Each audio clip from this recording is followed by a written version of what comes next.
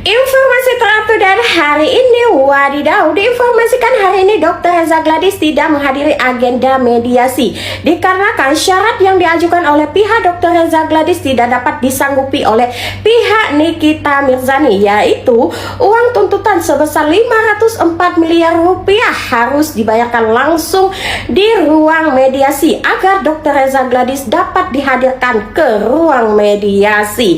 Hal tersebut disampaikan langsung oleh PH-nya Dr. Reza Gladys yang seolah-olah Nikita Mirzani sangat membutuhkan perdamaian ini. Padahal Nikita Mirzani sendiri pun belum tentu ingin berdamai dengan Dr. Reza Gladys karena merasa pihak Dr. Reza saat ini sedang kebal hukum pun sedang dipermainkan oleh pihaknya Dr. Reza Gladys.